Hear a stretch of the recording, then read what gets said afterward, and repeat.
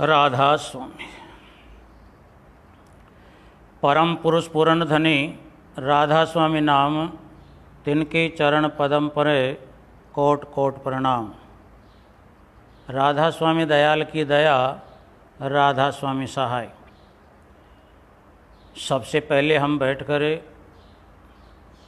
उस परमपिता परमात्मा, जिसके बारे में दुनिया में अनेक विचार हैं, लेकिन अनेक विचार होने के बाद भी कोई भी इंसान उस परमात्मा की यथार्थ पोजीशन नहीं बता सकता और न उसके न होने का कोई ठेका ले सकता है। एक परमात्मा वास्तव में नहीं है।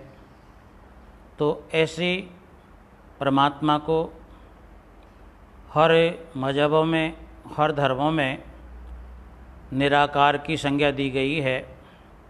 एक ऐसी शक्ति परमात्मा तुल्य शक्ति है, अवश्य है, लेकिन देखिए वो हमारी इन बाहरी ज्ञान इंद्रियों के माध्यम से इंसान उसको देख नहीं पाता है। तो इसलिए उस अदृश्य शक्ति को निराकार रूप कहकर अनेक संत महात्माओं ने वर्णन किया है। अब वो परमात्मा है लेकिन वो निराकार है। या निराकार का मतलब उसका कोई रूप रंग आकार विकार नहीं है, लेकिन है अवश्य 100% सही है। तो ऐसे परमात्मा को इंसान कहाँ ढूंढे, कहाँ उसको उसका पता लगाए। काफ़ी इंसानों ने उसको ढूंढने का प्रयास भी किया। दुनिया भर के जितने भी मतांतर, जितने भी बाहरमुखी उपासनाएं, कर्मकांड हैं, इन तमाम उपायों के माध्यम से उसको ढूंढने का यत्न हर इंसान करता है, लेकिन किसी भी इंसान को उससे अदृश्य परमात्मा का साक्षात्कार नहीं होता है। तो इसलिए आध्यात्मिक संतों ने ऐसी शक्ति को ढूंढने का प्रयास अपने इस शरीर रूपी मंदिर के अंदर तलाश करने की संज्ञा दी है, हिदायतें दी है। अगर इंसान अपने अंदर ही उस परमात्मा नाम की शक्ति को ढूंढे तो वो इसको मिल सकती है, ऐसा संत महात्माओं का मानना है। उनका खुद का शोधित ज्ञान है। उन्होंने उस परमात्मा की हल्की मोटी झलक, यानी उसका निवास इस घट के अंदर, इस शरीर के अंदर उन्होंने अपने आप को महसूस किया है। और जो भी उनकी शरण में जाते हैं, जो उनके साथ में बैठ उठ करते हैं, संग साथ में जाते हैं, उन तमाम भाई बहनों को भी संत महात्मा देखिए बाहर भटकाने की बजाय ऐसे यानी परम शक्तिमान उस परमात्मा की तलाश के लिए इसको बाहर मुक्ता की तरफ से हटाकर अंतर्मुखी इसको मोड़ने की कोशिश करता है। और उनका मानना है ऐसी अदृश्य शक्ति जो बिल्कुल निराकार है, वो निराकार रूप में ही इसके घट में, इस शरीर रूपी मंदिर के अंदर यानी उस परमात्मा का एहसास संतों ने किया है। और जो भी उनकी शरण में लगते हैं, जिनको जिज्ञासा है, ऐसे परम शक्तिमान परमात्मा की चाहत की जो अभिलाषा रखते हैं, उनकी पूर्ति इस शरीर रूपी मंदिर के अंदर ही उनको भी हो सकती है। तो इसलिए शरीर रूपी इस मंदिर के अंदर संतों के मुताबिक उस परमात्मा का दीदार उन्होंने कैसा किया है, उसका क्या रूप रंग है, उसके बारे में संतों ने दो उसकी व्याख्या की है। ऐसी सर्वशक्तिमान परमात्मा रूपी शक्ति देखिए वो आवाज़ रूप है, शब्द रूप है, तरंग रूप है, और इसके साथ साथ उसका दूसरा नूरान संतों ने बताया है, वो प्रकाश रूप है। जिस प्रकार हम प्रकाश की कोई फ़ोटो नहीं ले सकते, अलग से उसको किसी भी कैमरे में कैद नहीं कर सकते, उसकी व्याख्या को लिख नहीं सकते, यानी उसको केवल महसूस कर सकते हैं कि ये प्रकाश है। इसी प्रकार कोई भी शब्द, आवाज़, उसको हम किसी भी वास्तविकता की कोई भी वर्णमाला में उसको हम लेख में नहीं ले सकते। हाँ, उसको हमने बांट रखा है। ये कोई ढोलक की आवाज़ है, ये हारमोन की आवाज़ है, या ये कोई गिटार की आवाज़ है, ये तो हमने नाम निकाल रखे हैं। बाकी वास्तव में जो भी जो है साजबाज की आवाज़ें हैं उनका वास्तविक जो है नाम जो है किसी को भी मालूम नहीं है। ये जितने भी नाम हैं, आवाज़ें हैं, इनको हमने अपने समझने के वास्ते जो है जारी कर रखे हैं। तो संतों का मानना है कि उसके दो रूप हैं, एक आवाज़ रूप और प्रकाश रूप। ये ही दो रूप जब इंसान बाहर मुक्ता की तरफ से जो है ये हटकर संत महात्माओं की रीति नीति के अनुसार जब अपने आप के अंदर ये बिल्कुल एकाग्रता की पोजीशन लाकर बाहर के संसार को भूलकर जब ये जो है अंदर देखने की कोशिश करता है, अपने अंदर के कानों से सुनने की कोशिश करता है, अंदर की आँखों को खोलकर ये निरखने की कोशिश करता है, तो वो प्रकाश अंदरूनी आँखों से जो है इसको महसूस होता है, वही अंदरूनी कानों से उस परमात्मा की ध्वनि यानी शब्द इसको महसूस होता है। तो इसलिए ऐसे यानी उस परमात्मा रूपी शक्ति जो हर घट में मौजूद है, संत महात्माओं ने उसी की आराधना, उसी की प्राप्ति का जरिया जो है बताया है। जो भी दुख सुख इस संसार में उतार चढ़ाव जो भी नज़र आता है इंसान को, और इस उतार चढ़ाव के अंदर हर इंसान अपने आप को दुखी महसूस करता है, तो संतों का मानना है अनेक जगह भटकने के बजाय अगर देखिए अपने घट के अंदर जिस जगह जो है वो परमात्मा शब्द रूप, आवाज़ रूप तुल्य इस मंदिर, शरीर रूपी मंदिर के अंदर है, तो ये बाहर मुक्ता की तरफ से अपने ख्यालों को हटाकर उसी जो है अंदरूनी शब्द, उस प्रकाश की तरफ ये अपनी तवज्जो करके और उसको पुकारेगा, उसको जो है अपने दुखड़ों के बारे में उसको बताने की चेष्टा करेगा, तो देखिए वहाँ से इसको रिप्लाई के अंदर वो परमात्मा रूपी शक्ति इसकी तमाम मनोकामनाओं की पूर्ति अपने आप स्वयं करने लग जाता है। तो देखिए उसके लिए संत महात्माओं ने अनेक प्रकार की विनतियाँ, अनेक प्रकार की प्रार्थनाएं भी जारी कर रखी हैं उस अंदरूनी परमात्मा के बारे में। यानी बाहर से कोई लेना देना नहीं है।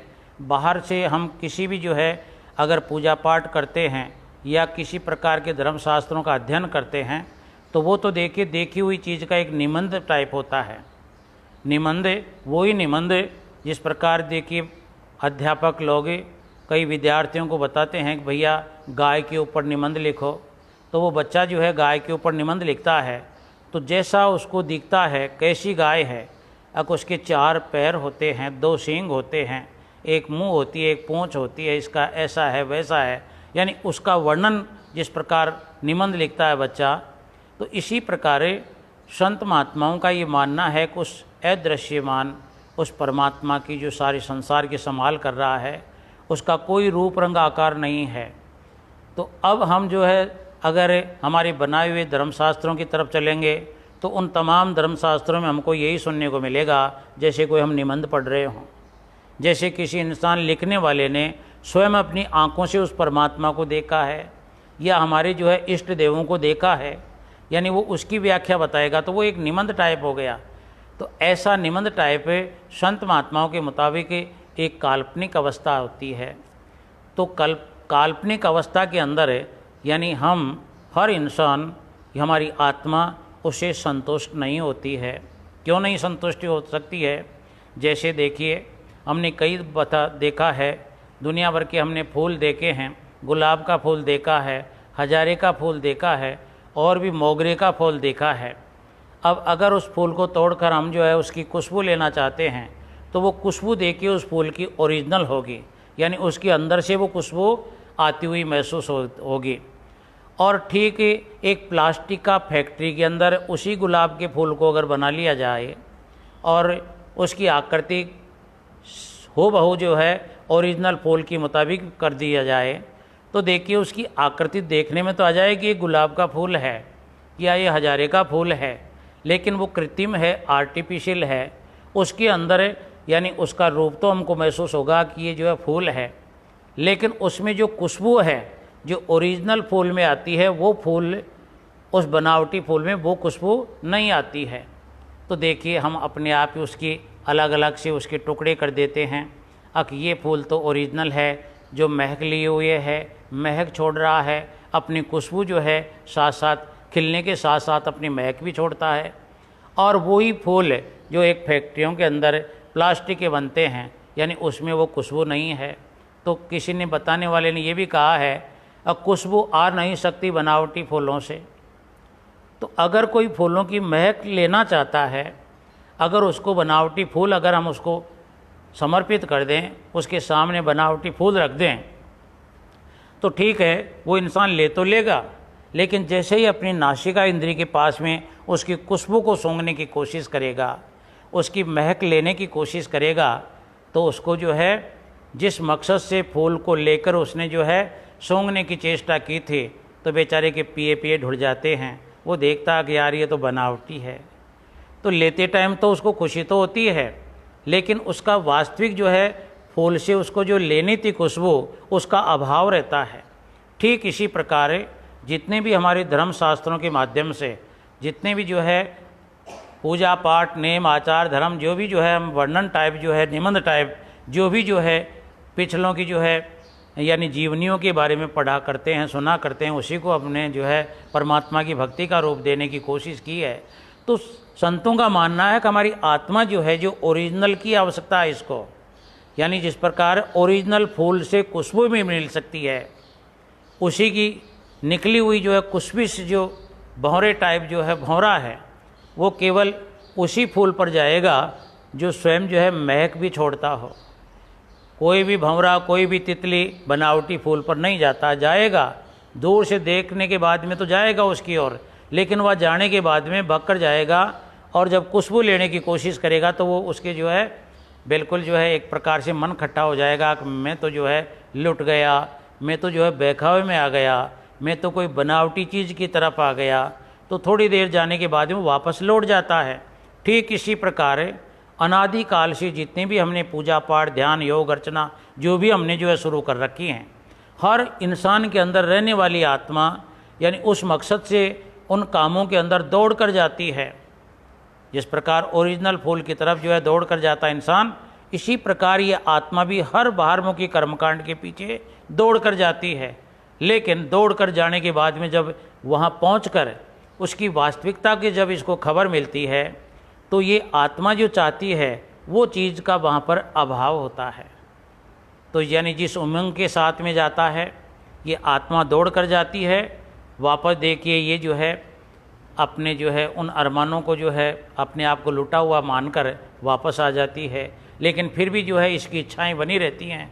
अब हो सकता है इसमें नहीं आई तो उसमें लेऊंगा, इसमें लेऊंगा, यानी कुल मिलाकर ये अनेक जन्मों से इस प्रकार ये आत्मा इस संसार में भटक रही है। तो इसको देखिए संत महात्माओं ने अपना शोधित ज्ञान के माध्यम से, यानी वो ओरिजिनल पुष्प है जिसके अंदर खुशबू जो है अपने आप ऑटोमेटिक उसमें से जो है बह रही है, उस जगह का जो है इसको अता पता स्वयं खोज कर जो भी इंसान उनके संपर्क में जाता है वही जगह उस आत्मा को भी जो है बताने की चेष्टा करता है। और वो जगह होती है ये स्वयं का जो है शरीर रूपी मंदिर। संत महात्माओं का कहना है इस आत्मा को कि आत्मा जो तू संतुष्ट होना चाहती है और इस मन के माध्यम से संसार की जो है जितने भी तू कर्मकांड जितने भी कामकाज इस संसार के पीछे दौड़ रही है, इसके माध्यम से कभी तेरे को पूर्ण आनंद पूर्ण चैन पूर्ण सुख जो खुशबू तो लेना चाहती है वो नहीं आएगी, क्योंकि ये संसार सारा बनावटी है। ओरिजिनल चीज़ तो तेरे अंदर है। तो हर आध्यात्मिक संत महात्मा देखिए हर भाई बहन को यही तो बात बताने की चेष्टा करता है। हर इंसान अपने आप को जो है इस संसार के ख्यालों से थोड़ी देर हटाकर अपने को एकाग्रता की पोजीशन लावे और एकाग्रता की पोजीशन लाकर संत महात्माओं के बताए हुए उस पुष्प की तरफ अपने ध्यान को लगावे और ध्यान को लगाने के बाद में उस अनमोल शक्ति से ये प्रार्थना करे। कौन सी प्रार्थना करे? यानी वही प्रार्थना किसके सामने करनी है? यानी वो अंदर जो बैठी हुई शक्ति है वही देखिए हमारे शरीर का मार्गदर्शन करती है, वही हमको जो है इस संसार में जिंदा रखती है, वही देखिए इस शरीर को सड़ने गलने से बचाती है जब तक वो रहती है। तो ऐसा जो है अंदर वाला जो वो पॉइंट है उस परमात्मा नाम की शक्ति का, उसको जो है माना है गुरु। यानी गुरु का मतलब है कि ये शरीर कहाँ जाता है, इस शरीर को कार्यशैली में कौन बदलता है, इस शरीर को बल कौन देता है। तो जो इसको बल देता है, जो इस शरीर को इधर उधर ले जाता है, जो इस शरीर को जीवित रखता है, जो इस शरीर को गलने सड़ने से बचाता है, और वो शक्ति संत महात्माओं के अनुसार इसके घट के अंदर मौजूद है, तो उसको गुरु शब्द दिया है। गुरु यानी हमारी शरीर को कुछ भी पता नहीं है, शरीर अपने आप कुछ भी करने योग्य नहीं है, लेकिन इसको कुछ कराने की शक्ति बख्शने वाली जो शक्ति है उसका नाम है गुरु, और वो हर इंसान के अंदर मौजूद है। बाहरी देखिए देहधारी को भी हम गुरु मान सकते हैं, जो हमको बाहर मुक्ता की तरफ से हटाकर अंदर मोड़ने की कोशिश करता है, वो भी जो है देह रूपी गुरु होता है, लेकिन वो भी जो है यानी स्थायी नहीं है। लेकिन स्थायी गुरु की तरफ देखिए वो देहधारी गुरु जो है लगाने की चेष्टा करता है। अब ओरिजिनल गुरु देखिए इंसान का अंदर है, वो ज़िंदगी भर देखिए इस संसार में जब तक ये जिंदा रहता है वो गुरु इसका मार्गदर्शन करता है, ऐसे मार्गदर्शन करता है। अब आगे मान लो कोई खड्डा आ रहा है, अपने आप वो गुरु इसको जो है खड्डे से बचाने की कोशिश करेगी, वो शक्ति इसको बचाने की कोशिश करेगी। आगे कोई देखिए कोई साधन व्हीकल आ रहा है, एक्सीडेंट होने से बचाने का काम भी वही अंदर वाला वो शक्ति रूपी गुरु ही जो है इसको साइड में लेगा। गर्मी ज़्यादा पड़ गई, इसको कपड़े पहनने की प्रेरणा वही गुरु करेगा। गर्मी ज़्यादा पड़ रही है, इसको जो हवा खिलाने की भी जो प्रेरणा वो अंदर वाला गुरु करेगा। इस शरीर को किसी भी चीज़ की आवश्यकता है तो देखिए वो अंदर वाला गुरु इसको प्रेरणा करता है कि इसको खाने का ईंधन दीजिए, इसके अंदर पेट्रोल कम हो गया, इसको खाना खिलाइए, इसको पानी पिलाइए, इसको फलाना बीमार है तो इसको दवाई दिलाइए। ये कौन प्रेरणा करता है? वो अंदर वाला गुरु। यानी अंदर वाला गुरु वो ही देखिए परमपिता परमात्मा जिसको संतों ने कहकर बयान किया है। तो संत महात्माओं ने देखिए उसी परमात्मा को हाजिर नाजिर मानकर अपने आप को ख्यालों को जो है इस संसार की तरफ से उसकी आराधना, उसको जो है उसको पूजनीय बनाने के लिए, उसकी तरफ अपने आप को बढ़ाने के लिए संतों ने देखिए मार्ग क्या निकाला है। अब दुनिया के भर के जितने भी काम हैं वो काम भी करे, लेकिन उस परम शक्ति की तरफ अगर जाना चाहता है तो ये हमारे बाहरी भागदौड़ की ज़िंदगी में से अपने ख्यालों को निकाल कर कुछ देर के लिए इस संसार को ये भूले, और भूल कर अपने आप को देखिए दोनों आँखों के बीच में इकट्ठा करने की कोशिश करे, क्योंकि यहाँ इकट्ठा करने के बाद में यहीं वो गुरु जो है उसकी बैठक यहाँ रहती है। जागृत अवस्था के अंदर या जब तक इंसान जिंदा रहता है तब तक देखिए वो ऐसी शक्ति यानी शब्द रूप प्रकाश रूप वो जो है परम शक्ति देखिए दोनों आँखों के मध्य के अंदर आकर ठहरी हुई है। यही स्टैंड है, और यहाँ बैठा बैठा वो परम शक्ति रूपी परमात्मा हमारी शरीर को जो है तमाम निर्देश देता है, और निर्देश के अनुसार हमारा शरीर इधर उधर जो है चलता फिरता है। हमारी आँखें टमटमाती हैं, भूख लगती है, प्यास लगती है, और भी शरीर को जो है गड़ने सलने से जो है बचाता रहता है, हिफाजत रखता है। तो ऐसा जो है गुरु देखिए देहधारी गुरु जो है इसको बताता है, जिसको आध्यात्मिक संत महात्मा हम कहते हैं। वो जो है अपने माध्यम से पहले स्वयं उसको अध्ययन करता है, स्वयं उसका जो है पूरा मार्गदर्शी होता है, और जो भी देखिए संस्कारी जीव होते हैं उनको भी जब उनके पास में जाते हैं तो उनको भी देखिए वही रास्ता बताने की चेष्टा करता है। और किसी प्रकार के परहेज इस दुनिया के अंदर नहीं है। घरगृहस्थी में रहता हुआ, अपने बाल बच्चों की परवरिश करता हुआ, अपने दुनिया के तमाम जो भी इसके जो में काम हैं, जो भी प्रारब्ध के कर्मों के कारण इसको काम मिला है, जो मिला हुआ है, सबको अंजाम देकर, यानी कुछ ये फुर्सत के टाइम में रहता है, उस टाइम पर देखिए अपने आप को थोड़ी देर के लिए इस संसार को भूल कर अपने ख्यालों को इस स्टैंड पर जमाने की कोशिश करे, जिस स्टैंड पर आखिर के अंदर देखिए मौत के वक्त इसको जो है इकट्ठा होकर यहाँ से यानी इसको इस देही को त्यागना है। यानी इस सर्किट पर देखिए इसको इकट्ठा करने की विधि यानी जीते जी इसको संत महात्मा सिखाने की कोशिश करते हैं। तो इस स्टैंड पर जो वो शक्ति बैठी हुई है उसको हाजिर नाजिर मानकर एकाग्रता की पोजीशन लाकर संत महात्मा देखिए प्रार्थना के माध्यम से, विनती के माध्यम से देखिए क्या उसकी तरफ इशारा किया है संतों ने। देखिए, मेरे प्यारे गुरु दाता रे मंगता द्वारे कड़ा, मेरे प्यारे गुरु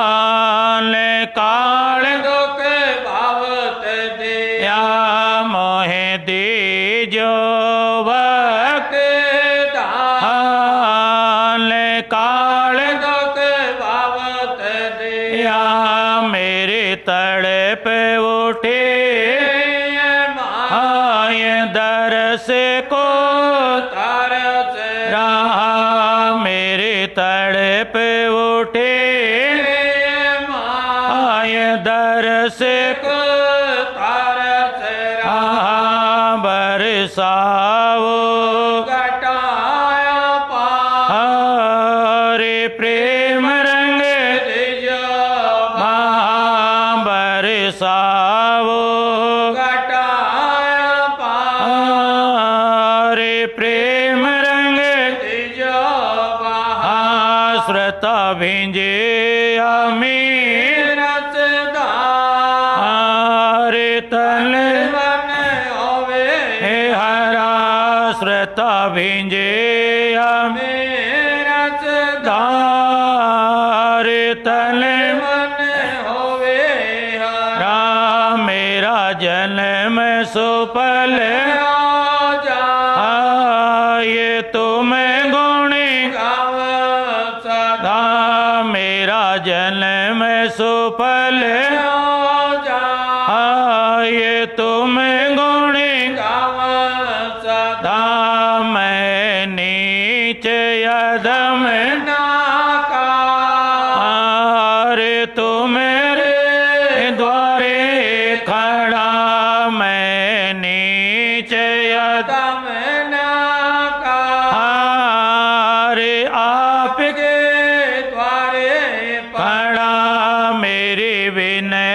सुनो प्यारे घाटे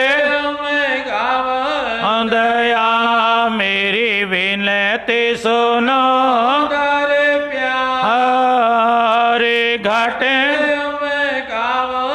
दया राधा स्वामी पिता मारे जग पार किया राधा स्वामी पिता मारे जल्द काज किया मेरे प्यारे गुरु दाता हरे मंगता द्वारे खड़ा मेरे प्यारे गुरु दाता हरे मंगता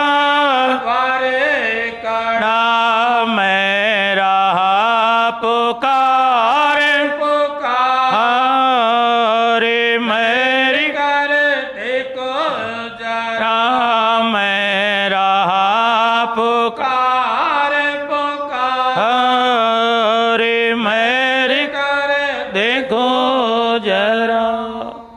देखिए हमारी आत्मा को कई युग इस संसार में इस जन्म मरण की इस फांसी के अंदर है, इस जाल के अंदर ये आत्मा फंसी हुई है।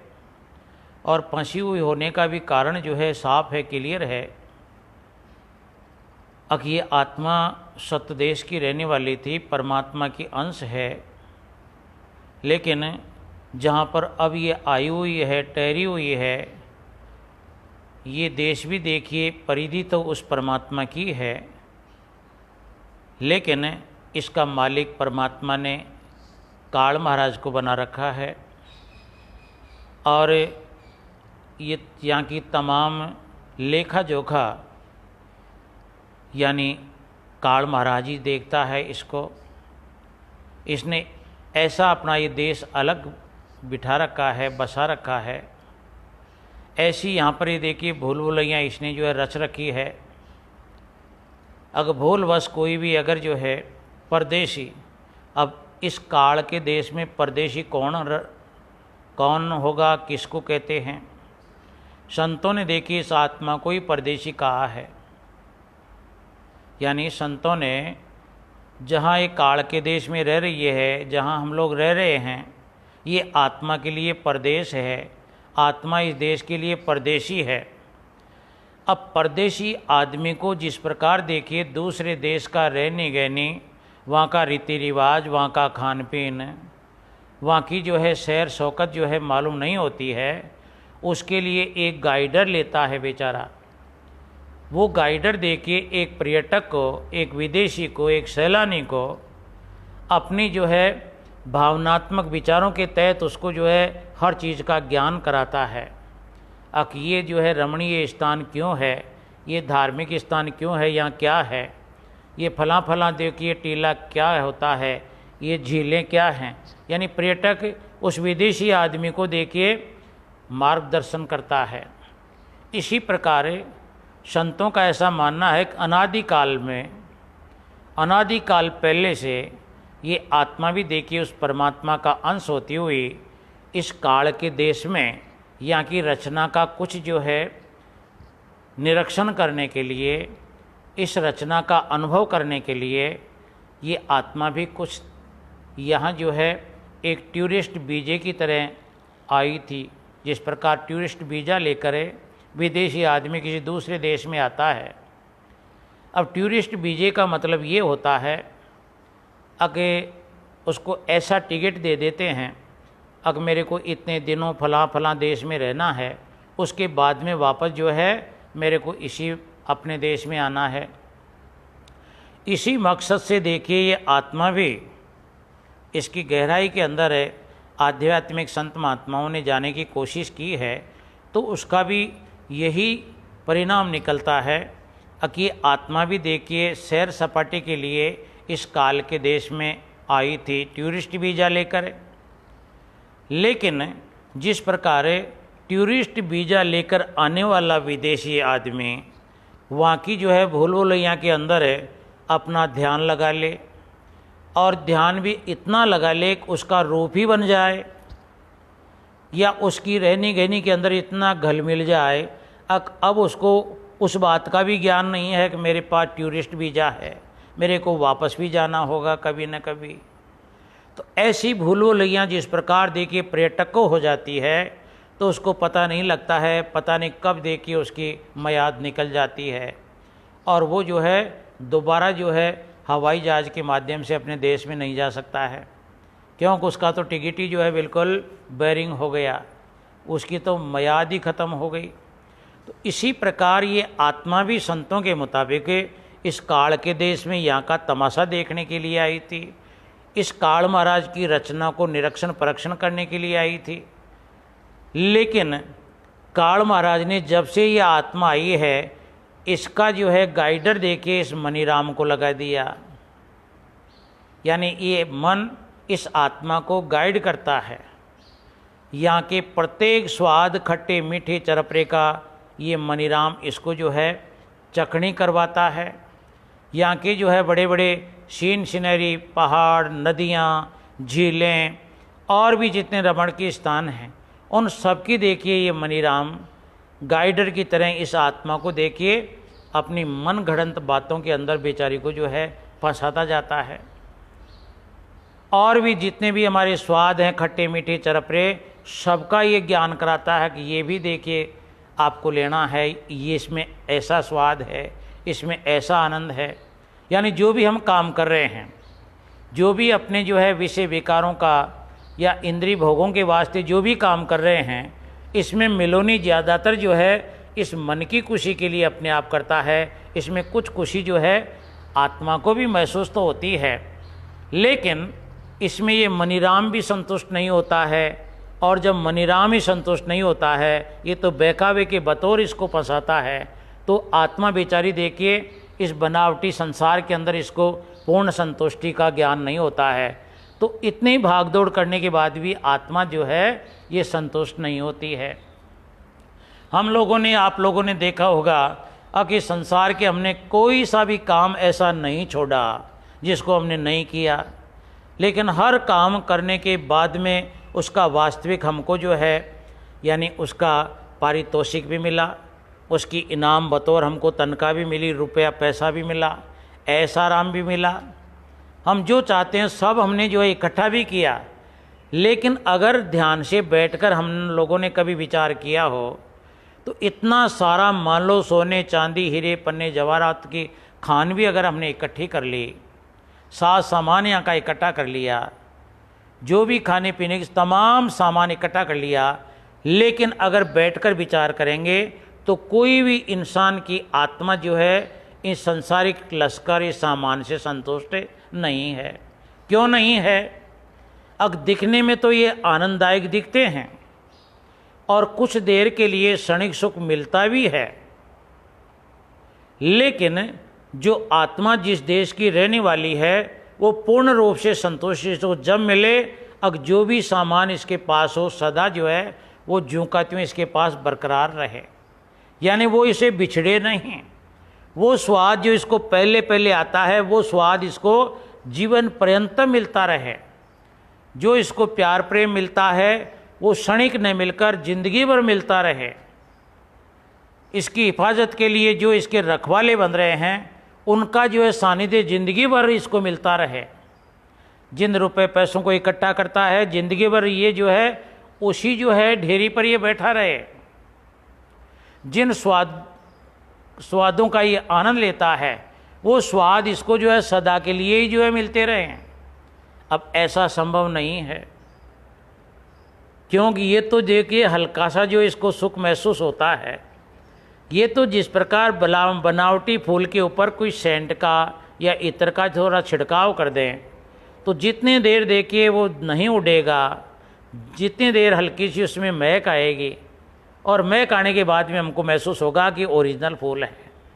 लेकिन उसके ऊपर बाहरी छिड़का हुआ इत्र सेंट वो धीरे धीरे जो है हवा में विचरण करके बिल्कुल साफ हो जाएगा और वो फूल बिल्कुल सूखा हो जाएगा, उसके अंदर किसी प्रकार की खुशबू महक नहीं होगी। तो फिर हमारी जो अरमान थे, अब मैंने जो है ओरिजिनल फूल प्राप्त कर लिया, जब उसकी खुशबू गायब हो जाती है तो देखिए फिर वो इंसान रोता है, छाती माथा पीटता है, अब मैं तो लुट गया। तो आप लोग संसार के अंदर देखना, हर काम करके देखना, हर स्वाद लेकर देखना, हर आनंद लेकर देखना, जब आपको जो है फर्स्ट इम्प्रेशन के अंदर जो स्वाद आएगा, आनंद आएगा, वो धीरे धीरे देखिए आपसे दूर होता हुआ अपने आप आपको महसूस होता है। देखना, अगर आपने महसूस नहीं किया हो तो आगे कर लेना, करते रहना, अभी थोड़ी मरना है। जब तक जिंदे हो जब तक ये महसूस कभी भी करना। हर चीज़ हमारे पास है, लेकिन जो पहले वाला जो हमारी मोह प्रेत जो आनंद हमको मिलता है वो धीरे धीरे जो है बिल्कुल नष्ट होता है। तो इसी नष्ट होने वाली चीज़ को ये आत्मा कबूल नहीं करती है, क्योंकि इस आत्मा का ये ऐसी खानदान की है जिसमें ये उतार चढ़ाव नहीं होता है। वहाँ हर काम एक कायमरस चलता है। एक कायमरस का मतलब अब जहाँ उगता है लेकिन अस्त नहीं होता है, जहाँ पर खिलता है लेकिन मुरझाता नहीं है, जहाँ पर जन्म है लेकिन मृत्यु नहीं है। ऐसे देश की ऐसे वंश की रहने वाली है यह आत्मा, ऐसे देश की रहने वाली है। अब ये कौन से देश में आई है, प्रदेश की अब व्याख्या अलग है। यहाँ क्या हो रहा है, उस ओरिजिनल देश से उल्टा काम हो रहा है। यहाँ देखिए सुबह उगता है, शाम को अस्त हो जाता है। यहाँ इंसान किसी भी जामे में जन्म लेता है, आखिर के अंदर ये मौत को प्राप्त हो जाता है। सुबह ये देखिए फूल को खिलता हुआ महसूस देखता है, शाम को मुरझाता हुआ भी देखता है। यानी देखिए हर चीज़ ऐसे ही है।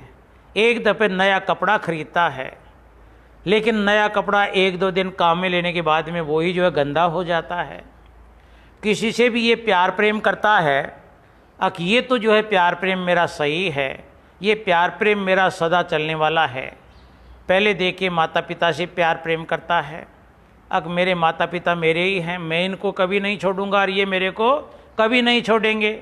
लेकिन देखते देखते हालत ये हो जाती है, छोटे बच्चे को ले लीजिए, पहले देखिए छोटे बच्चे को माता पिता माँ से अलग कीजिए, वो बच्चा जो है उससे दूर हटाने के बाद में रोना शुरू कर देगा, चिल्लाना शुरू कर देगा। लेकिन आज हम देखिए 30 वर्ष हो गए, 25 वर्ष हो गए, 50 वर्ष हो गए, अब कभी हमको जो है माँ बाप की कोई खास लोड नहीं है। यानी वो कहाँ रहते हैं कहाँ नहीं रहते हम लोग उनका खोज खबर नहीं लेते हैं, जबकि पहले हमारा लगाव कितना था। यानी वो अपने आप ही जो है न तो हमारे लिए माता पिता जो है इतने इंतज़ार करते हैं, अब मेरे बेटे में क्या हो रहा, मेरी संतान में क्या है, यानी उन्होंने भी अपना प्यार प्रेम कम कर दिया। न उस बच्चे के अंदर जो लगाव था उसने भी उसको पूर्ण विराम देके उसको भी जो है कार्य मात्र वर्त दिया। ठीक है, माता पिता जिंदे, हाँ कैसे पिताजी भी हैं, माँ भी है, बस है। लेकिन कहाँ है, कैसे हैं, सुख में है दुख में, इससे कोई लेना देना नहीं है। इसी प्रकार धीरे धीरे देखिए इस परिवार के अंदर आप लोग जो है चलोगे, पहले जैसा प्यार प्रेम देखिए भाई बहनों के अंदर होता है, वो प्यार प्रेम भी जो है काम चलाऊ रह जाता है। पहले देखिए घर के अंदर एक भाई रहता है, दूसरा भाई नहीं आता है, बोलता है भाई माँ भाई साहब तो नहीं आए, या भाई छोटा भाई तो नहीं आया। वो कैसे नहीं आया, कितनी चिंता रखते थे, लेकिन देखते देखते जो है भाइयों में इतना दरार, इतनी दूरी पड़ जाती है, एक भाई दूसरे भाई का मुंह नहीं देखता है। कचे तो बिना दी की उड़ाई अच्छा लगता है। क्या बढ़ गया, क्या परिवर्तन हो गया। एक बहन जिसके लिए देखे कितनी पढ़ा पढ़ू कर उसको लाड़ चाव से बड़ी करता है और मानता है कि ये तो मेरी बहन है, लेकिन देखिए देखते देखते एक दिन वो दिन भी आता है, अब उसको देख के शादी योग्य होनी देख के उसको जो है दुल्हन बनाकर जो है दूसरे घर की जो है धकेल देता है। कुछ दिनों के लिए आन जान शुरू रहता है, लेकिन वो भी जो है बिल्कुल ठंडा हो जाता है। बहन बोलती है भाई साहब कब आओगे, मेरे को कहाँ मिलता है टाइम। तो कहने का मतलब है ये पहले वाला जितना भी जो पस्ट जो इसके ऊपर जो झाई पड़ती है इस काल के देश की हर चीज़ों के, वो स्थिर जो है झाई नहीं पड़ती है। कुछ देर के लिए इसको आनंद देते हैं, लेकिन बाद में जो है दुख के रूप में बदल जाती है। तो इस अवस्था से जो है ये आत्मा यहाँ ऐसे रहती है, कैसे रहती है, चाहे कोई राजा हो, चाहे मंत्री हो, चाहे पीएम हो, चाहे सीएम हो, चाहे राष्ट्रपति हो, चाहे कोई अधिकारी हो, चाहे राजा हो, चाहे रंक हो, हर आत्मा देखिए हर मानव के चोला इसमें आत्मा ऐसे रहती है जैसे परघर पावना रहे उठाए चित्त। सब कुछ होते हुए भी जो है ये आत्मा उदास सी रहती है, ऐसे लगी रहती है कि मेरा कुछ जो है गुमया हुआ है। अब इसको पता नहीं है कि मेरा क्या गुम गया, तो इसका जो गुमया हुआ है उसको इस आत्मा को खबर नहीं है। और ये बेचारी जो है अंधी बहरी होकर इसको बिना अज्ञानी बनकर यानी इस संसार के अंदर ये जो है रास्ते ढूंढने में लगी हुई है। कभी धन के पीछे भक्ति है, कभी परिवार की तरफ भक्ति है, कभी रिश्वत की तरफ भक्ति है, कभी देखिए बुरे से बुरे कामों के अंदर अंजाम देता है, कभी चोरी करता है, कभी अन्याय करता है, कभी किसी को धोखा देता है, कभी किसी को झूठ मेलता है, कभी किसी को गाली देता है। यानी जितने कितने रास्ते हमने हमारी आत्मा ने देखे, उस सुख के रास्ते को ढूंढने के लिए कितने प्रयास आत्मा जो है करती रहती है। लेकिन देखना हर इंसान हर भाई बहन देखे। आप लोग ऐसा मत समझिए कि मैं जो एक सरकारी नौकर हूँ, या ऐसा मत समझिए कि मैं एक फैक्ट्री का मालिक हूँ, या ऐसे मत समझिए कि मैं कोई सीएम हूँ पीएम हूँ।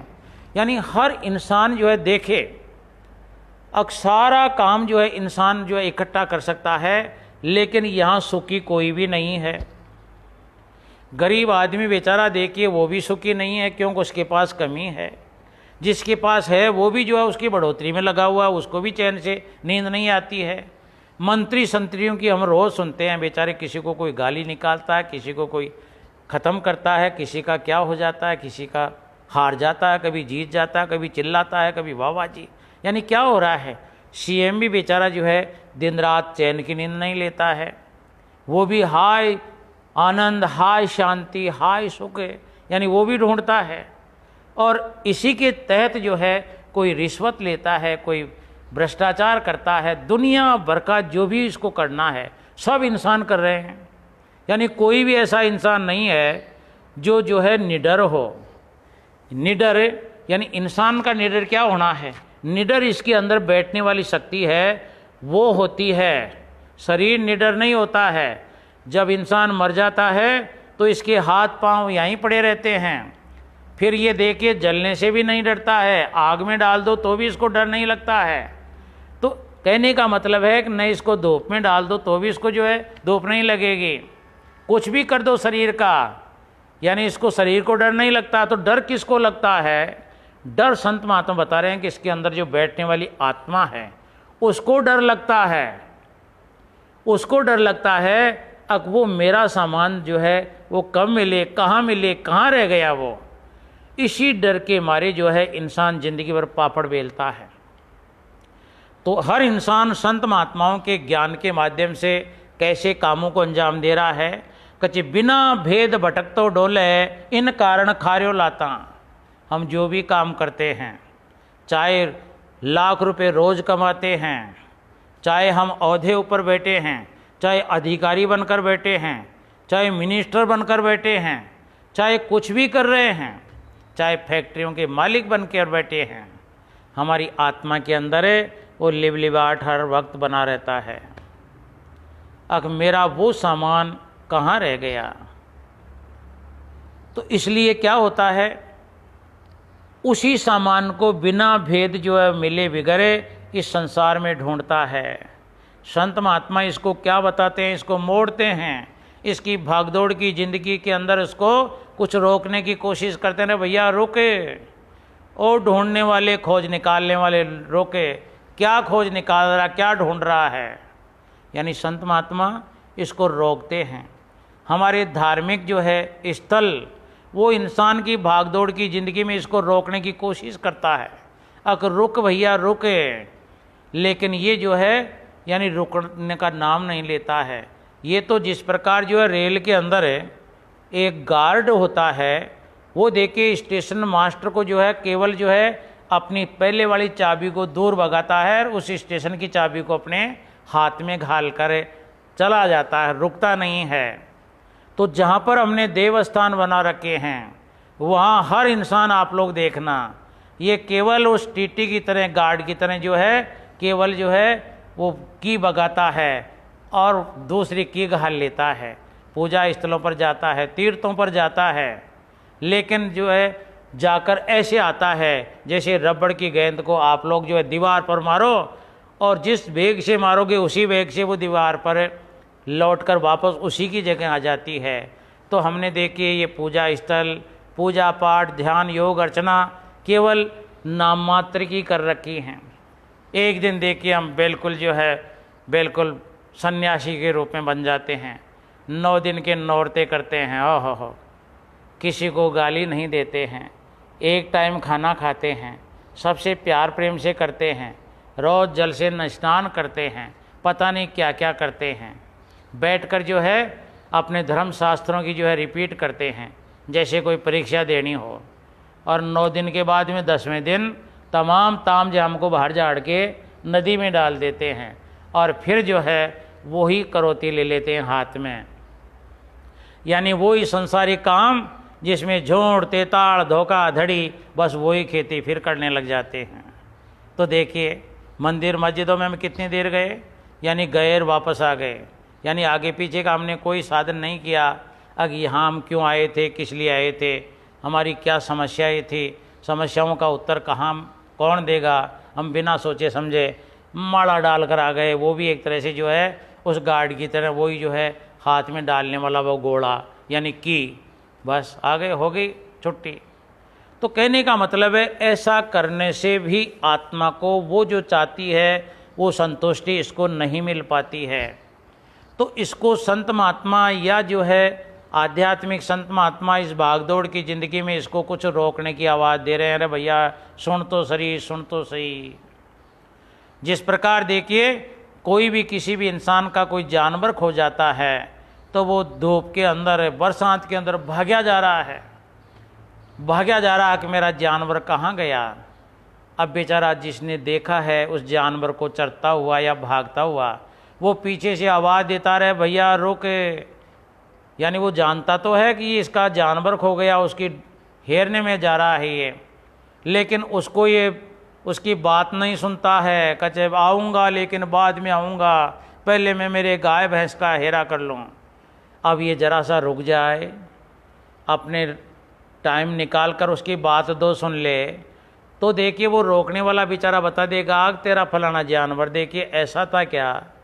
जब वो बता देगा ऐसा जानवर तो पुण्याना का खालडा में चल रहा था, अभी मैं आया हूँ जो है यानी जो है राथड़ जाकर, यानी अगर उसकी बात सुन लेता तो वो पुण्याना के खालडे में जाकर अपने जो है गुमे हुए पशु को जो है सांकल घाल कर ले जाता, लेकिन उसकी बात नहीं सुनता। ये तो बकता है कि मैं लेट हो गया, मेरा सामान गुम गया। तो संत महात्मा देखिए उस चीज़ को देखी हुई बात का जो है हवाला देने के लिए आवाज़ें लगाते हैं। हम जैसे हर इंसानों को आवाज़ें लगाते हैं, राजा हो, रंक हो, फ़कीर हो, राजा हो, बादशाह हो, सभी को, यानी सभी आत्माएं जिनके पास मानव का चोला है, इनको एक बात जो है भागदौड़ की ज़िंदगी में उनको रोकने की कोशिश, अरे भैया रुके, न तू ढूंढ रहा है धन में मिलेगा, न दौलत में मिलेगा, न कुटुंब में, न मेरा में, न तेरा में।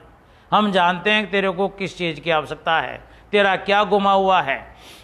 अब कोई बड़भागी जीव जो है उनकी बात की, उनकी आवाज़ों को सुन लेता है, वो रुक कर जो है उनके समीप जाता है, उनकी संगत से जुड़ता है, यानी उनके पास बैठना, उनकी संगत से जुड़ना। जब जाकर संत महात्मा इसकी गुमी हुई आत्मा की जो वस्तु है वो देखिए, वो सर्वशक्तिमान जो है परमात्मा की शक्ति जिसको निराकार कहते हैं, उसका जो है हवाला देते हैं। वो तो देखिए इस खेत में है। कौन सा खेत? ये हमारा शरीर है, यानी इस खेत में है। तो देखिए उनका कहना क्या है, संत महात्माओं का हमने सुना है, अकेली बाहर भटके काई, हे आत्मा इस मन के कहने के मुताबिक इस संसार में क्यों भटकता है? तो यानी इस संसार में तेरे को पूर्ण आनंद, पूर्ण संतुष्टि नहीं होगी, नहीं मिलेगी। यहाँ पर वो संतुष्टि का राज तो अलग रह गया, वो खेत अलग रह गया, और वो खेत है तेरा शरीर है। तो संत महात्माओं के समीप जब इंसान बैठता है तो संत महात्मा उसको वो बात बताने की कोशिश करते हैं आत्मा को, अकेली थारे सब सुख है घटमाई, यानी जो सुख तू ढूंढना चाहती है कई जन्मों से, वो बाहर न होकर तेरे पास में ही है। तो तू कैसे भग रही है इस संसार में? अनेक अनेक महापुरुषों की वाणियों को उठाकर देखिए। एक महात्मा ने अपना देखिए, कबीर साहब ने अपनी वाणी में कहा था, अब किस्तूरी कुंडल बसे, किस्तूरी कुंडल बसे और मृग ढूंढे बनमाएं, ऐसे घट घट राम हैं पर दुनिया देखे नाई। यानी देखिए अलग अलग टाइम पर अलग अलग संत महात्माओं ने इस आत्मा को, भक्ति हुई आत्मा को रोक कर इसको बताने की चेष्टा की है। लेकिन बड़भागी जो इंसान होगा वो बैठकर उनकी बातों के ऊपर अमल करता है और अपने भगने वाले रास्ते को छोड़कर उनके बताए मार्ग पर चलता है, तो इसकी खोई हुई वस्तु इसको वापस मिल जाती है। यानी वो संतुष्टि का राज, वो परमात्मा का भेद इस घट के अंदर, इस आत्मा का साक्षात्कार उस परमात्मा से हो जाता है। ये संत महात्माओं का जो है यानी संसात करने का जो है यानी एक प्रकार से जो है फायदा है, ये जो है उनका असली मकसद है।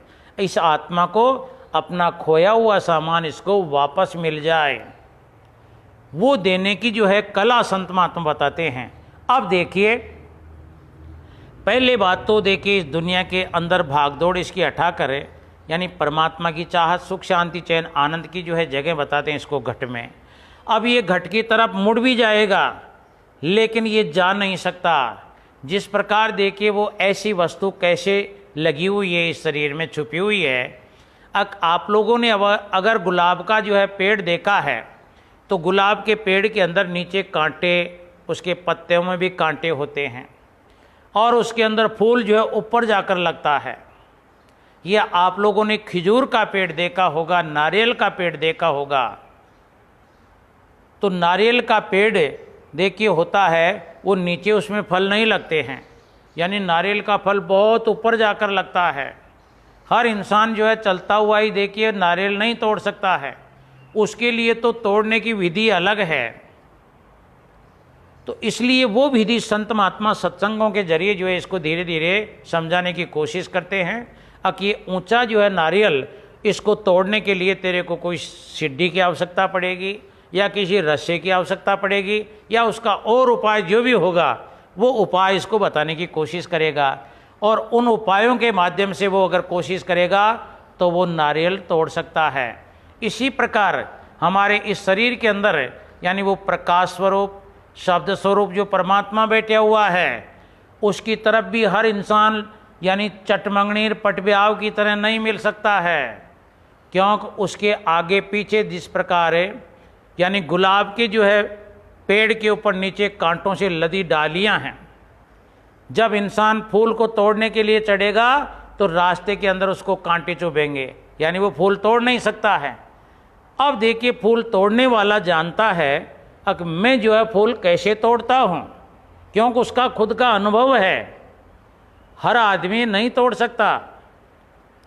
इसी प्रकार संत महात्मा देखिए, इस मानव रूपी शरीर के अंदर, यानी वो परमात्मा रूपी शक्ति जो है दोनों आँखों के बीच के अंदर जो स्थिर है, उसके रास्ते के अंदर कांटे बहुत हैं, जा नहीं सकती है आत्मा अपने आप।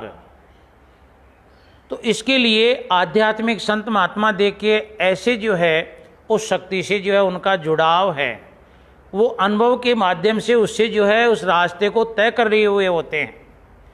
तो उनको जो कठिनाई रास्ते में आती है और उस कठिनाई का कैसे उन्होंने मुकाबला किया, कैसे सामना करके उन्होंने फूल तोड़ा है, जो उनकी संगत करते हैं सत्संगों के माध्यम से उन तमाम कांटों को जो है भूंटे करने का ज्ञान देता है हर सत्संग के अंदर हर संत महात्मा।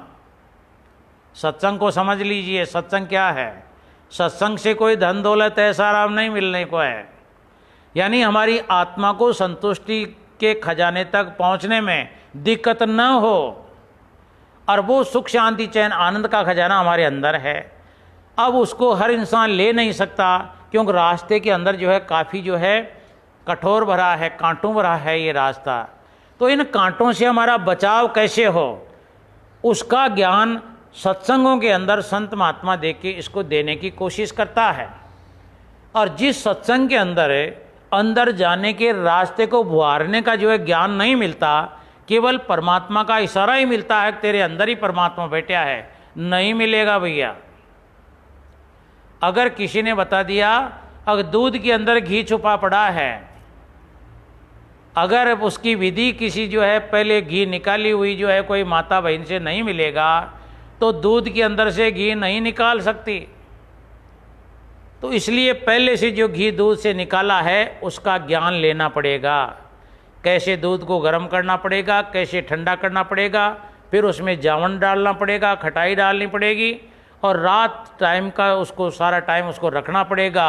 सुबह दही जमेगा, बाद में उसको बिलोना पड़ेगा, ठंडा गर्म पानी डालना पड़ेगा, उसके बाद में भी घी आवेगा। लेकिन घी में भी छाछ मली हुई होगी, उस छाछ को भी अलग गर्म करके निकाला जाएगा, छाछ फटेगी, घी नहीं फटेगा। इतनी कार्रवाई कोई पहले से जो कर रखी है उसका सानिध्य इसको लेना ही पड़ेगा। तो आध्यात्मिक संत महात्मा इस काम में परिपूर्ण हैं, उनसे जो है हवाला इस आत्मा को लेना ही लेना पड़ेगा। और वही हवाला संत महात्मा सत्संगों के अंदर इस आत्मा को देते हैं कि इसके अंदर कितने कांटे हैं, इन कांटों की राह को तू कैसे जो है दूर करता हुआ अंदर जा सकता है। तो इसलिए बताया है सत्संग की महिमा। कचे सत्संग बड़ा संसार में, सत्संग बड़ा संसार में कोई बड़भागी ने पाया। संगत में बैठना, संत महात्माओं के सन्मुख बैठना, ये हर इंसान के बस के रोग नहीं हैं। यानी सारा सामान इंसान जो है खरीद सकता है, लेकिन संत महात्माओं की शरण, संत महात्माओं की संगत में बैठने का अधिकार ये पैसों से नहीं खरीद सकता है। अनमोल से अनमोल वस्तु ये ला सकता है, लेकिन ये दुर्लभ काम संत महात्माओं के सन्मुख बैठना ये बहुत जटिल काम है। तो इसलिए बड़भागी वे जीव, यानी बड़भागी वही जीव हैं जो संत महात्माओं के सानिध्य में जो है संगत से जुड़े हुए हैं, और हर 10 दिन में 15 दिन के अंदर है, यानी वो अंदर जाने का रास्ता यानी बिल्कुल जो है साफ़ सुथरा करने के अंदर है अपने आप को जिसने लगाया है, और जिसकी विधि पूछने के लिए बेचारे दौड़ दौड़ कर सत्संग में जाते हैं। अब देखें जो है क्या विधि बताई जाएगी उन कांटों को जो है भूंटा करने की। तो देखिए कौन से कांटों को भूंटा करता है सत्संग, देखना साफ पड़ा है।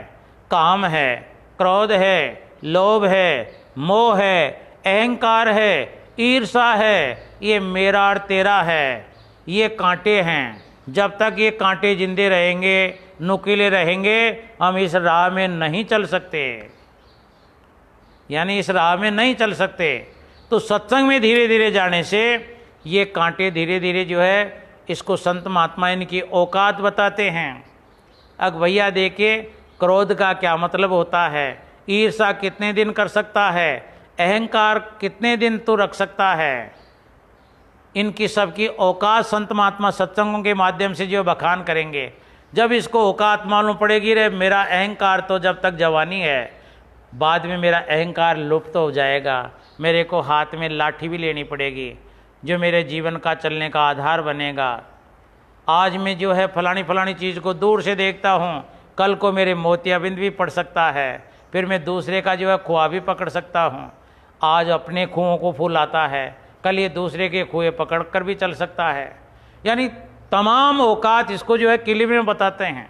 हर आध्यात्मिक संत महात्मा इसको खुद की औकात बताएगा। जब इसके समझ में आएगी अब वास्तव में बात तो ये है सही, मैंने सोच रखा है वो बात तो जो है बनावटी है, लंबी जो है उसकी आयु नहीं है। शरीर का अरमान इंसान रखता है अगर मैं सब कुछ हूँ, लेकिन संत महात्मा जब जब सत्संग में जाएंगे वो एक ही बात बताएगा, अरे भैया इस शरीर का गर्व गुमान क्यों करता है। यहाँ देखिए जो आया है, कचे आए हैं सो जाएंगे, राजा रंग फकीर, एक सिंहासन चढ़ चला एक बांधा जा जंजीर। यानी कितना भी मोटा ताजा शरीर होगा तेरे पास, लेकिन यह रुकने का नहीं है, इसको तो आखिर में जो है छोड़ना ही छोड़ना पड़ेगा। और छोड़ेगा तो तेरी सोने समान जो तूने काया को बना रखी है, इसका देखिए आखिर के अंदर है तेरे अपनों के माध्यम से इसकी कैसे जो है खिल्ली उड़ाएंगे। कचे हाड़ जलाएंगे लाखड़ी और केस जलाएंगे जो केस, और सोना जैसी काया जला देंगे, और कोई तेरे साथ जाने को तैयार नहीं होगा। देख ले, आराम से देख ले। तो ये औकात जब ये डेली सुनेगा तो सुनते सुनते इन्हीं चीज़ों की तरफ जो इसने जो है संभाल कर अपने अंतःकरण के अंदर जो है ढेर रखा है इस कचरे का, इसको निकाल देगा। भाई आराम से देखिए, कोई भी जो है जिसको पूर्ण ज्ञान नहीं है उसने एक कट्टा तो ले लिया, अब कट्टे के अंदर देखिए प्लास्टिक का सामान तो रिप्लाई हो जाता है, टूट फूट का प्लास्टिक तो ले लेता है, लेकिन देखिए और चीज़ जो बिल्कुल जो है काम की नहीं है उसको भी वो ठोंस ठांस रहा है। कोई चमड़े की जूतियाँ भी डाल रहा है, चमड़े की जूतियों को क्या करेगा वो, उसको ज्ञान नहीं है, वो तो उसको भी मानता है कि इसके भी पैसे मिलेंगे मेरे को। लेकिन जब दुकान पर जाएगा उसको साफ मालूम पड़ेगा बाबा इस चमड़े की जूतियों का जो टूट फूट गई इनको क्यों लाया है, तो इनको न तो गाड़ा जाएगा न इसकी दोबारा जूतियाँ बनेगी, इसको तो ले जाता टाइम वहीं वो गेरना जहाँ से लाया है। हाँ कोई प्लास्टिक लाया है, कोई मोम जामा लाया, वो तो लिया। तो जब इसको औकात मालूम पड़ेगी उसके बाद में ये जो है दोबारा उन जूतियों को नहीं अपने थैले में रखेगा। इसी प्रकार सांसारिक सामान जो भी हम देख रहे हैं बस ये भी उन जूतियों की तरह ही है। ये एक दफ़ा ही मिल गया, आगे के बाद में जब तक हमारा शरीर के अंदर सांस है, जब तक देखिए हम संसार के हैं, संसार हमारा है, लेकिन श्वास निकला और कोई किसी का नहीं है, कुछ भी नहीं होगा, बस ये मिट्टी समान हो जाएगा। तो ये बातें सुनते सुनते जिस प्रकार देखिए एक छोटी सी बकरी को भी गिड़ करने से मारना सीख जाती है, इसी प्रकार इंसान भी देखिए भाग दौड़ की ज़िंदगी में कुछ टाइम निकाल कर उस परमात्मा की भक्ति भी कर सकता है, टाइम निकाल सकता है। तो इसलिए संत महात्मा सत्संग की जो है वो बताते हैं, महिमा बताते हैं। हमारा उस परमात्मा की घर की तरफ चलना होगा तो बिना सत्संग जो है चलना असंभव है। आप लोग किसी रिश्वत के बतौर उस परमात्मा के देश में नहीं जा सकते हो, रिश्वत भी होती है। जिस प्रकार दुनिया के काम कराने में रिश्वत देते हैं लोग, वो काम हो जाता है। इसी प्रकार सत्संग में आने के बाद भी जो है हमारे अंदर जो है रिश्वतखोरी अब भी भरी पड़ी है। वो रिश्वतखोरी क्या है? अब संत महात्माओं का मूल काम है भजन ध्यान सुमिरन सत्संग करना। ये तो जो है हर इंसान को करना ही करना है। उसके बाद का काम है सेवा करना, और भी कोई जो है जितना भी हमारे विचार हैं, बढ़ाई करना, गुणगान करना, ये तो रिश्वत है। यानी अगर संत महात्माओं की गुणगान भी करते हो, भजन भक्ति न करते हो, तो भी ये संत महात्माओं को रिश्वत के बतौर आप परमात्मा को लेना चाहते हो। सेवा करके ही जो है अपना जो है दिन नष्ट करना चाहते हो, भजन ध्यान नहीं करते हो, तो ये भी रिश्वती हो गई। या कोई रुपया पैसा उनके गले में डाल दो, अब मैंने तो सेवा कर दी, ये भी जो है रिश्वती है। तो ये नहीं चलने वाली है। संत महात्मा तो बता रहे हैं केवल जो है भजन ध्यान सुमिरन, और भजन ध्यान सुमिरन जब करोगे, अब जब देखिए इस फुटकर संसार की सामान की औकात आपको मालूम होगी। तो सत्संग में यानी सुधार होता है, सत्संग में बैठने से होगा। देखिए स्वामी जी महाराज ने अपनी वाणी के अंदर भी हल्का सा इशारा इसी तरफ किया है। उनका क्या है कहना सत्संग के बारे में, देखिए सुनना।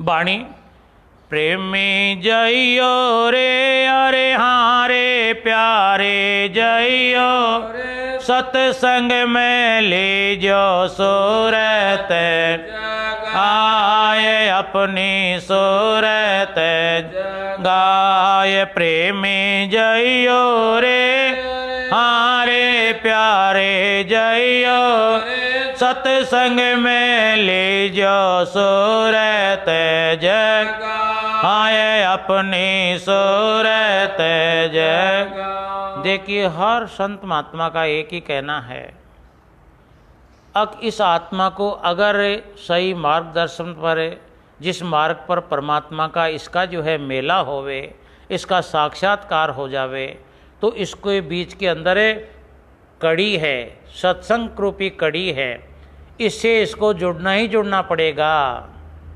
जिस प्रकार देखिए हमारे कुएं के अंदर हमने कुआं बना दिया, मोटर लगा दी और लाइन भी खिंचवा दी, लेकिन जब तक कनेक्शन नहीं होगा, बिजली से कनेक्ट नहीं होगा हमारा स्टार्टर, तब तक मोटर नहीं चलेगी। इसी प्रकार कोई भी आत्मा संत महात्माओं के सन्मुख लाग करे, यानी देखिए सत्संग के माध्यम से इस संसार की औकात को जिसने नहीं जाना और औकात जानकर इसको नहीं त्यागा, तो वो आत्मा देखिए इस त्रिलोकी से, इस काल की जो है इस जाल से निकल नहीं सकती, वो यहाँ की यहीं जो है अड़जी रहेगी। तो इसलिए स्वामी जी महाराज का कहना है, अगटेम बेटेम निकाल कर हर भाई बहन को सत्संग की शरण लेनी चाहिए। यानी 8 दिन में, 15 दिन में घंटे 1.5 घंटे का सत्संग हुआ करता है।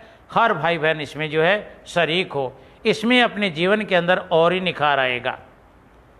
निखार का मतलब है अब हम लोग मर रहे हैं, ये तेरा है, ये मेरा है, ये उससे हो गया, ये बिगड़ गया, ये सुधर गया, ये हमारी भागदौड़ की ज़िंदगी जो है इसमें ठंडकता मिलेगी तो सत्संग का ज्ञान सुनने के बाद में ही मिलेगी, और इस दुनिया के अंदर ऐसी जगह नहीं है। तो देखिए क्या बताया है सत्संग के बारे में स्वामी जी महाराज ने, बिन सत्संग मन चेते नाई, बिन सत्संग मन चेते नाई, सतगुरु प्यारे के शरण आए, सतगुरु प्यारे के नाय। प्रेमी जइयो अरे हारे प्यारे जइयो, संग में ले जो सूरत जग आए अपनी सूरत आए। अमृत रूपे बचन गुरु के, अमृत रूपे बचन गुरु के, सुन सुन रहे चरण लो आए, सुन सुन रहे चरण आए। प्रेमी जइयो अरे हारे प्यारे जइयो, ले जो सूरत जग आए अपनी सूरत। अब देखिए संत महात्मा सत्संग में जाने के ऊपर है, उनका हाव भाव देखिए।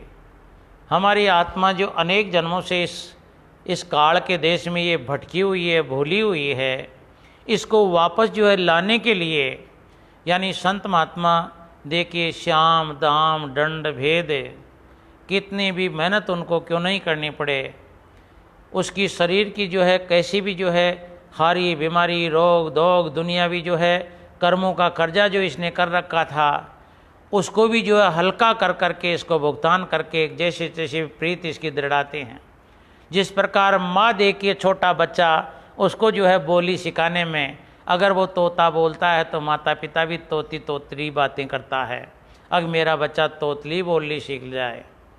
यानी देखिए वो खाता है लेकिन फिर जो है मुंह से निकाल देता है। माँ देखिए दोबारा उसको जो है फिर खाना मुंह में डालेगी।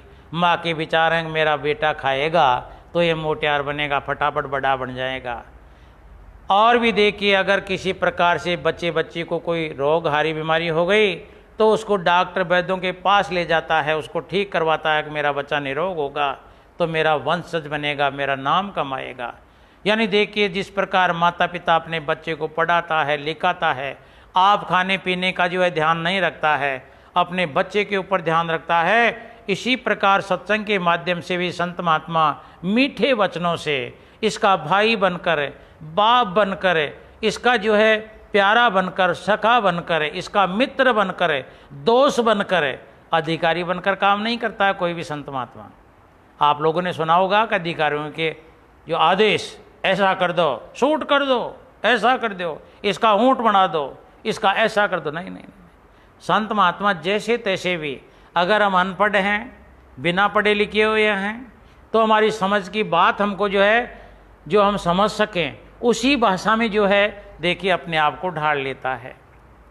और भी देखिए हमारी गलतियां हैं उनको डायरेक्ट न कह करे, पर्दे के पीछे देखिए हमारी तमाम गलतियों को जो है दर्शा देगा और डर बना देगा, ऐसी गलती फिर न करना, नहीं फिर देखिए आपको ऐसा जो है दंड मिलेगा, ऐसे बुरे कर्म मत करना, ऐसी गलत बात मत बोलना। देखिए संत महात्मा कितने दयालु जो है इस संसार में आकर इस जीव की हिफाजत करते हैं और मीठी भाषा में प्रेम की वाणी, यानी कोई डंडे की चोट पर जो है इसका मार्गदर्शन नहीं करता है, यानी अमृत की तरह, अमृत यानी ठंडा जल पीते जैसी शीतलता होती है।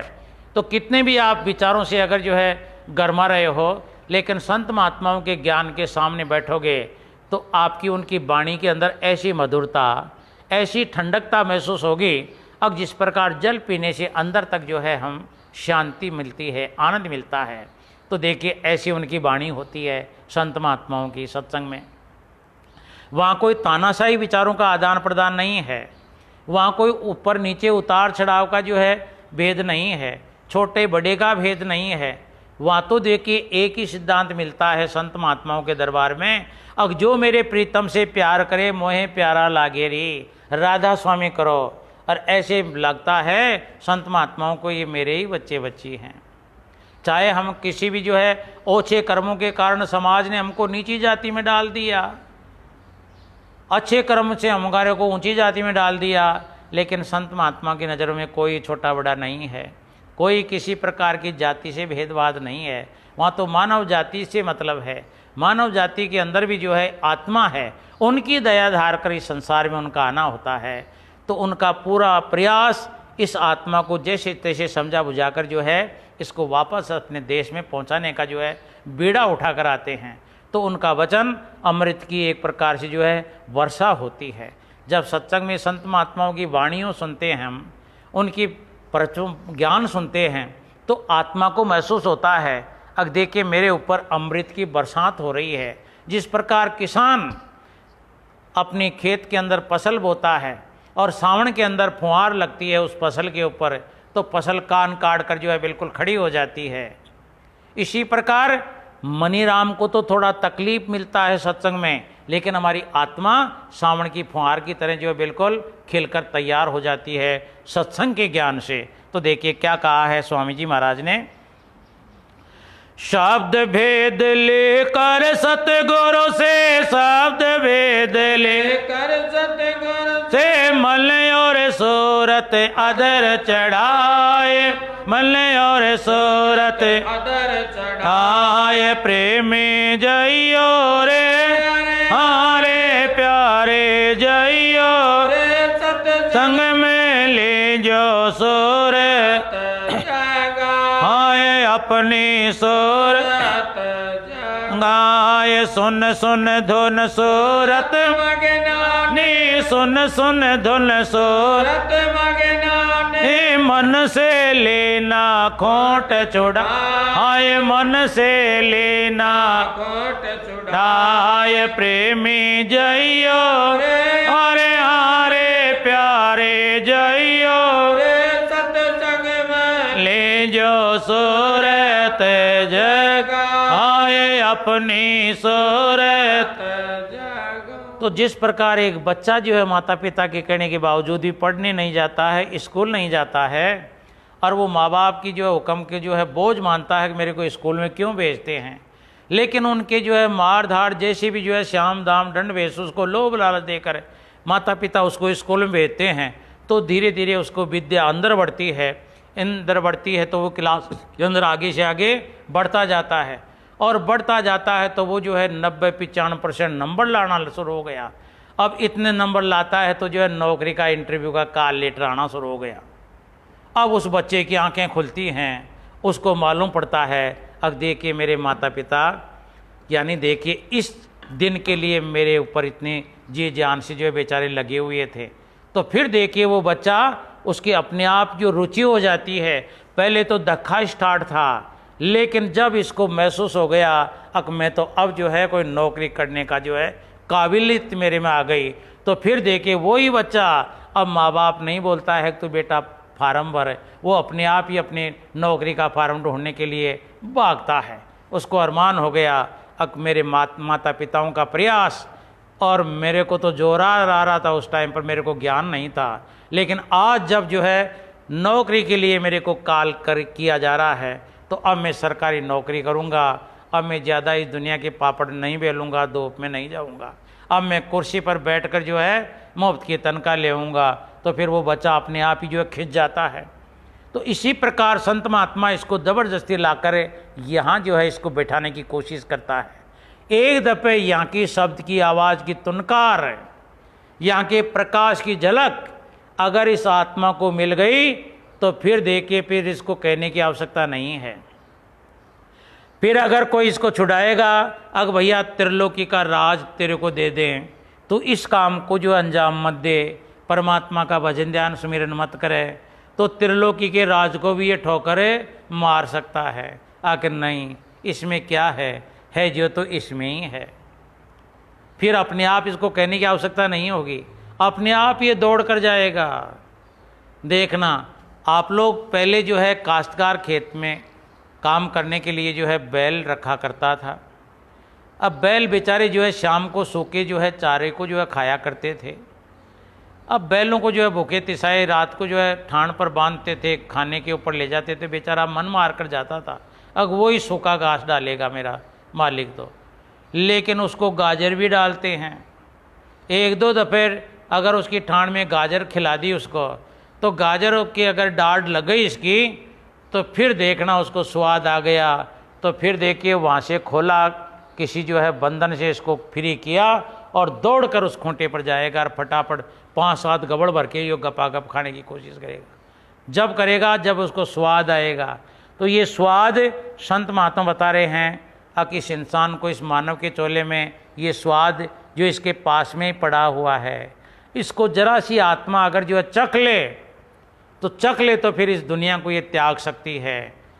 लोग कहते हैं मुंह में पतासा आवे उसको कोई थूकता नहीं है, लेकिन संतों का ऐसा कहना है कि इस अंदर वाले सामान की जरा सी झलक अगर इसके कानों पड़ जाए, इसकी नज़र वो प्रकाश आ जाए, तो फिर देखिए इस दुनिया का ये पतासा रूपी मिठास, ये मोह रूपी जो है ये पकड़, ये छिन में जो है इसको ताना बाना को तोड़ सकता है, यानी इसको ठुकरा देता है, भुला देगा ये। फिर ये आवाज़ें निकालेगा अंदर से कि ये दुनिया, ये महफिल मेरे काम की नहीं, अब नहीं है। अब जो है जो मेरे को पहले अच्छा लगता था अब नहीं लगेगा। अब तो लगा है मोने राम प्यारा हो, यानी केवल परमात्मा के नाम के लिए जो है वो इंसान यानी मरता हुआ भी जीने को तैयार हो जाएगा। ऐसा है रस अंदर। तो ये आज का जो है हमारा सत्संग का एपिसोड यहीं समाप्त होता है। लेकिन एक बात का फिर हम दोबारा जो है थोड़ा सा इशारा कर दें। अभी देखिए हमारी सरकारों की तरफ से एक कोरोना नाम का ये वायरल ऐसा फैला हुआ था महामारी की, यानी इसके तहत, और इसकी बताते हैं कि इसकी कोई दवा नहीं थी। तो हमारी सरकारों ने देखिए 1.5-2 महीने से लॉकडाउन कर रखा था, सबको घरों में रहने की हिदायतें दे रखी थी, और सभी भाई बहन सत्संगी हों चाहे और भी दुनिया के भाई बहन हों, सब ने मिलकर सरकार के आदेश की पालना की। सब ने देखिए इस लॉकडाउन का भरपूर जो है सहयोग दिया, अपने आप को अपने घरों में रखा, अपने हाथों को जो है धोते रहे और मुंह के ऊपर जो है मास्क का प्रयोग भी किया और भी दूरी बनाकर दे के बैठने का यत्न भी किया। तो इन तमाम कामों की पूर्ति के लिए सभी सत्संगी भाई बहन जो इस राधा स्वामी नाम से जुड़े हुए हैं, वह इस दुनिया के जितने भी और भी जो है भाई बहन रहते हैं इस दुनिया के अंदर, उन तमाम भाई बहनों को मैं इस राधा स्वामी सत्संग सहजो चौमू की तरफ से बहुत बहुत धन्यवाद देता हूँ, आशीर्वाद देता हूँ। अब जिन्होंने देखे एक आवाज़ हमारी सरकार की आई कि आपको लॉकडाउन के अंदर डालना है, सबने देख के इसका पालन किया और इसको सफल बनाया। तो आप लोग सभी लोग जो है इस काम के लिए बधाई के पात्र हो। और इसके साथ साथ जिन भाई बहनों ने इस रोग से जो है बचाने का प्रयत्न किया, हर इंसान को, जिनके अंदर डॉक्टर लोग और भी देखिए हमारे पुलिसमैन और भी हमारे जो है मंत्री संतरी जो भी जो इस काम में जूझे हुए अधिकारी वर्ग था, उन्होंने सबने बहुत जो है अपने जीव की परवाह न करके हर इंसान को बचाने का प्रयत्न किया। अपने जीव को जो है जोखिम में डालकर उन्होंने जो है परमार्थ बनाया। उन तमाम बहन भाइयों को भी देखिए बहुत बहुत आशीर्वाद हमारी तरफ से होगी और हम आशा करते हैं कि ऐसी जो है मेहनत, ऐसी जो है परमार्थ हर भाई बहन कमाता रहे। और परमात्मा से हमारी यही अभिलाषा है कि उनको निरोग रखे, उनके बाल बच्चों को भी निरोग रखे। जिन्होंने अपनी परवाह न करके देखे दूसरे के बाल बच्चों की परवाह की है, तो उनको परमात्मा देखे जैसे तैसी भी उनको कैसे भी राहत पहुंचावे, उनको जो है रिद्धि सिद्धि से परिपूर्ण रखे। और आगे भी यही है, अब जितने टाइम पर देखिए हमारे गवर्नमेंट की तरफ से जो भी जो है आदेश होता है, हर भाई बहन उसका पालन करे, अपने आप को उसके अंदर जो है अग्रणी करके किसी भी जो है कानून को तोड़ने की कोशिश न करे। जब जाकर देखिए ये वायरस, कोरोना वायरस जो एक जानलेवा बीमारी है, ये हमारे देश से जो है जाएगी और जब जाकर इंसान सुरक्षित जी सकता है, इसका जो है आप लोग पालन करना। और इसके साथ साथ अब ये कोरोना रोग जो है, कोरोना वायरस देखे क्यों फैला, अब पता नहीं गवर्नमेंट ने क्या माना और भी वैज्ञानिकों ने क्या माना है, लेकिन संत महात्माओं का इसमें एक विचार जो है यही है कि इंसान ने जो है नाजायज़ इस प्रकृति से छेड़छाड़ की है। प्रकृति यानी परमात्मा, प्रकृति किसको कहते हैं? परमात्मा को कहते हैं। परमात्मा छेड़छाड़ी करता है। आकाश के अंदर देखिए परमात्मा ने खुली हवा चला रखी है जिसमें ऑक्सीजन है, जो इस मानव जाति के लिए बिल्कुल जो है एक प्रकार की इसके प्राण वायु का भी नाम दे सकते हैं ऑक्सीजन को। लेकिन इंसान ने देखिए दुनिया भर का कितना जो है मटेरियल जलाकर इसमें धुआं धुंध पता नहीं इसको कितना वातावरण को गंदा कर दिया, इतना जो है इसके अंदर प्रदूषण फैला दिया। अब ओजोन परत के अंदर भी जो है छेद कर दिए, यानी जो है नदियाँ गंदी कर दी, झील झाले तरों के सब के अंदर गंदगियों का आलम भरा पड़ा है। यानी अपने स्वार्थ के लिए, अपनी सुविधा के लिए इसने प्लास्टिक जला दिया, प्लास्टिक को जला दिया, इसकी बदबू, उसकी खुशबू, पता नहीं क्या क्या जो है फैक्ट्रियों में माल सामान बनाकर इस वातावरण को, क्लाइमेट को इतना दूषित कर दिया। और भी देखिए इंसान ने अपनी मर्यादाओं का परित्याग किया है। भारतवर्ष के अंदर जो मर्यादाएं चली आ रही थी, हमारे ऋषि मुनियों का देश है ये, इसमें जो मर्यादित यहाँ की परंपरा रही है, आज अखबारों में देखो, टेलीविज़न पर देखो, मोबाइलों के अंदर देखो, ऐसे ऐसे घिनौने काम जो है इंसान के सामने आ रहे हैं। यानी बच्चियों के साथ में कितनी जो है अत्याचार हो रहे हैं, हम लोग रोज़ सुनते हैं। यानी अपने मर्यादाओं का जो है हमने उल्लंघन किया है। तो इन तमाम को देखिए इंसान तो जो है इसको जैसे भी लोभ लालच देकर इसको जो है बराबर करा सकता है, लेकिन परमात्मा रूपी प्रकृति किसी को जो है ये लोभ लालच में नहीं आती, ये तो दंड अवश्य देती है। यानी जो अपराध करता है, प्रकृति छेड़छाड़ी करता है, उसको देखिए सजाए प्रकृति देती है। और उसी का कारण है कि जितने भी देखिए प्राकृतिक आपदाएं आती हैं, चाहे कोई बाढ़ आ जाए, चाहे ओले पड़ जाएं, चाहे टिड्डियों का दल आ जाए, चाहे कोरोना वायरस क्यों ना आ जाए, ये तमाम देखिए उस परमात्मा की जो है यानी सज़ा है, उसकी तरफ से दी हुई सज़ा है, उसको हर इंसान भुगत रहा है। इसमें चाहे CM हो, चाहे PM हो, चाहे मंत्री हो चाहे संतरी हो, चाहे कोई बहन हो चाहे भाई हो चाहे अधिकारी हो, सभी जो है जेल खानों के अंदर बंद हैं तो बंदी हैं। क्योंकि हमने बंदी देखे हैं, लेकिन जो कोई मर्डर करता है, कोई खून करता है, उसको तो जेल मिलती हैं। लेकिन एक जो अधिकारी, बड़े बड़े अधिकारी भी जो है बंद होने का कारण यानी सरमोई पूरे जो है वर्ल्ड के अंदर है। आज लॉकडाउन के अंदर क्यों बंद किया, किसने किया? ये काम करने वाला एक ही है, वो है परमात्मा।